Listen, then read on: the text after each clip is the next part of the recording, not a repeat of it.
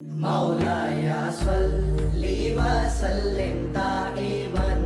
ابدا على حبيبك خير الخلق كلهم۔ حضرت ابو ہریرہ رضی اللہ تعالیٰ عنہ نے بیان کیا کہ رسول اللہ صلی اللہ علیہ وسلم نے فرمایا، قیامت اس وقت تک قائم نہ ہوگی جب تک دو عظیم جماعتیں جنگ نہ کریں گی۔ ان دونوں جماعتوں کے درمیان بڑی خون ریزی ہوگی، حالانکہ دونوں کا دعویٰ ایک ہی ہوگا، اور یہاں تک کہ بہت سے جھوٹے دجال بیچے جائیں گے، تقریباً 3 دجال۔ ان میں سے ہر ایک دعویٰ کرے گا کہ وہ اللہ کا رسول ہے، اور یہاں تک کہ علم اٹھا لیا جائے گا، اور زلزلوں کی کثرت ہوگی، اور زمانہ قریب ہو جائے گا، اور فتنے ظاہر ہو جائیں گے، اور حرج بڑھ جائے گا، اور حرج سے مراد قتل ہے، اور یہاں تک کہ تمہارے پاس مال کی کثرت ہو جائے گی بلکہ بہہ پڑے گا، اور یہاں تک کہ صاحب مال کو اس کا فکر دامنگیر ہوگا کہ اس کا صدقہ قبول کون کرے،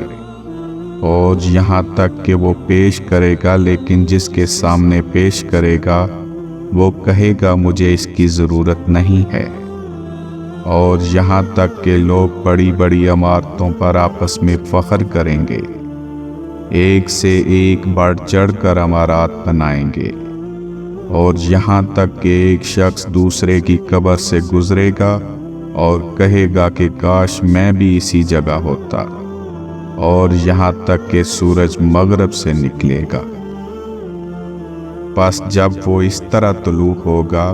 اور لوگ دیکھ لیں گے تو سب ایمان لے آئیں گے، لیکن یہ وہ وقت ہوگا جب کسی ایسے شخص کو اس کا ایمان لانا فائدہ نہ پہنچائے گا جو پہلے سے ایمان نہ لایا ہو،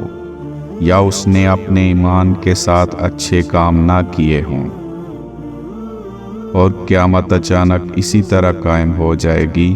کہ 2 آدمیوں نے اپنے درمیان کپڑا پھیلا رکھا ہوگا، اور اسے ابھی بیچ بھی نہ پائے ہوں گے، نہ لپیٹ پائے ہوں گے۔ اور قیامت اس طرح برپا ہو جائے گی کہ ایک شخص اپنی اونٹنی کا دودھ نکال کر واپس ہوا ہوگا کہ اسے کھا بھی نہ پایا ہوگا۔ اور قیامت اس طرح قائم ہو جائے گی کہ وہ اپنے حوض کو درست کر رہا ہوگا اور اس میں سے پانی بھی نہ پیا ہوگا۔ اور قیامت اس طرح قائم ہو جائے گی